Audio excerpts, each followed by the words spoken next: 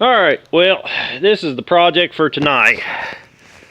That little tractor in the back has got to come out of there, and this is the kind of illustrate the joys of jacking around with these old damn tractors and stuff. You got to park them in on top of each other and cram them in, and you can never have just one or two, you got to have three. There's another one parked over there, and since you can't really use them for anything, you know, you got to have an actual tractor parked over there that you can use with a front end loader and stuff. So may end up getting that Kubota out to drag these two out of the way because it's freezing ass cold.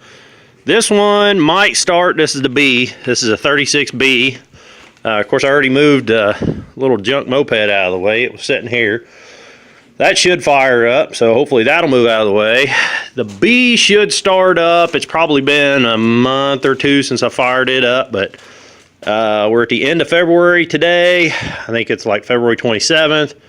It's freezing cold out, snowing again. So if it starts, I mean, hell, you can see it's got rust on the pulley there. So that's how long it's been sitting.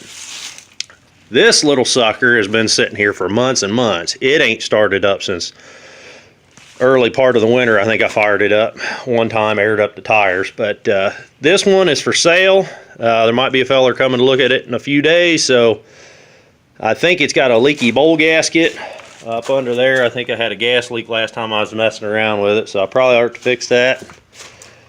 So we're going to try to get that one fired up, and then hopefully it'll get out of the way. And then this one, we'll try to start it up, but boy, I don't know. These things, they're both hand crank. That's the problem. They're both hand start, and hand start tractors are really cool. You know, I think a lot of people like them more. I know I do.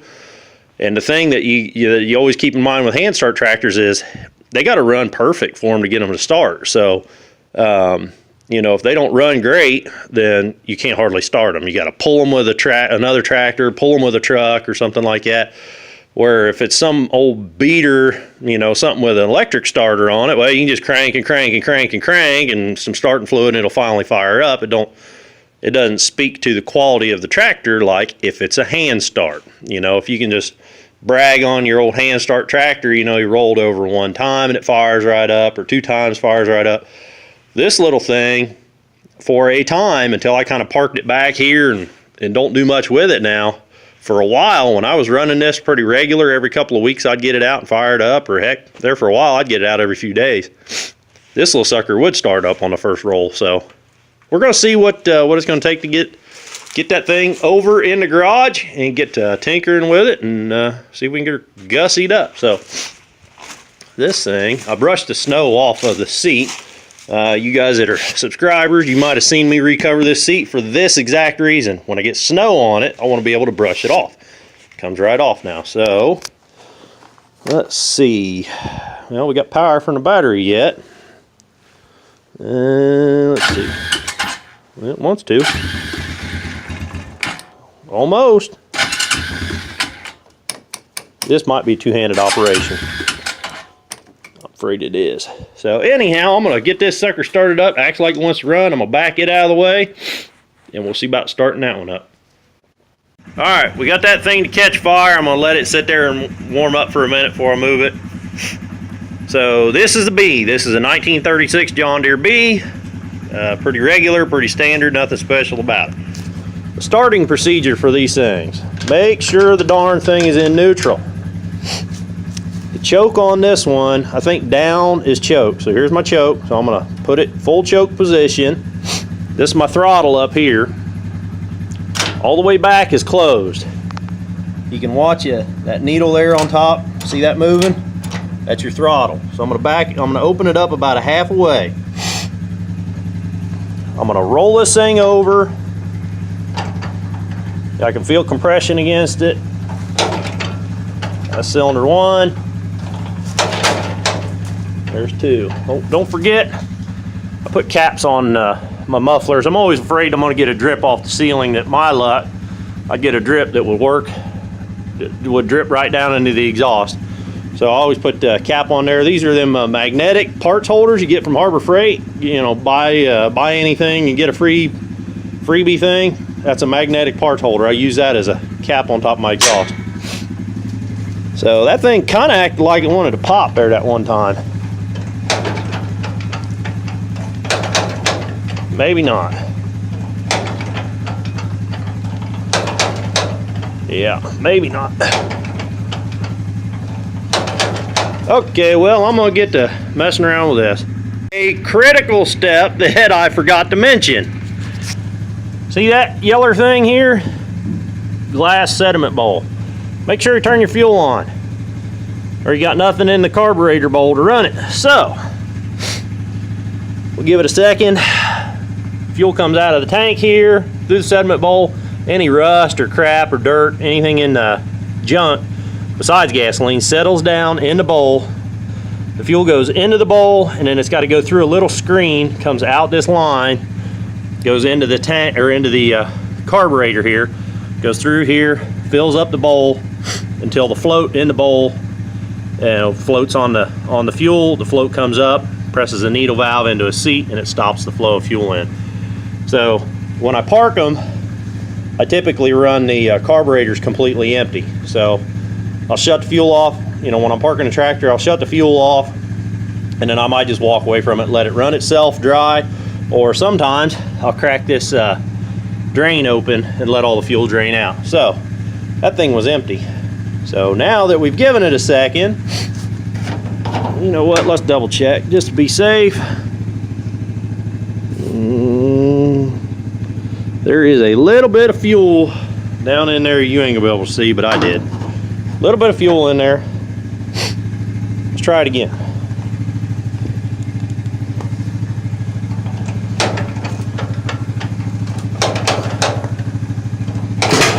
How about that?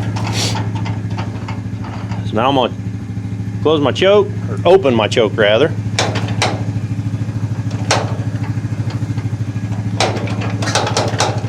She wants to. She wants to. Come on, baby. We're gonna give her just a little bit more throttle. There she goes. I'll bump that throttle up just a bit. Keep her running. Smoke and steam and all. Beautiful sound.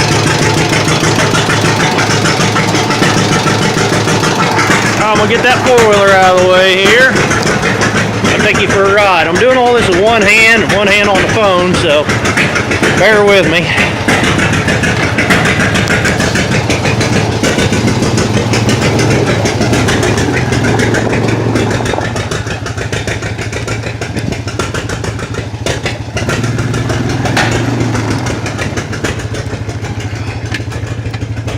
We'll let this run for a bit. It wouldn't hurt it to run.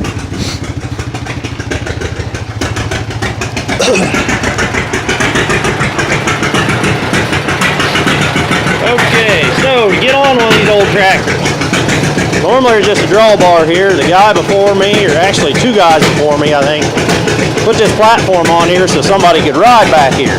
So anyhow, to get on one of these old tractors, put your right foot on the drawbar, put your left foot on the axle, and then pull yourself up and put your foot up on the platform. So we can stand to use a bit more throttle. These things are hand clutch, so you select your gear. We want reverse. Come on now. Bump it just a bit. There we go. Got her over in reverse. And now we're gonna back up nice and slow.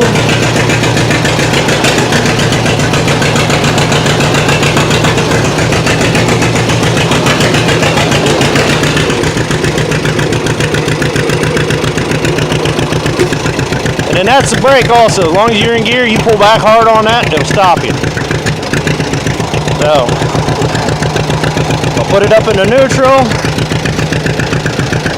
Go ahead and engage the clutch. Alright, well, my phone unexpectedly died. I've been working on my old red Ford there, and I'll tell you what's happened. About a week ago, I downloaded the Torque Pro app so that I could diagnose the bad fuel injection control module, which was really nice. But that Torque Pro app, apparently it's running all the time in the background on my phone, and it eats the battery up really bad now.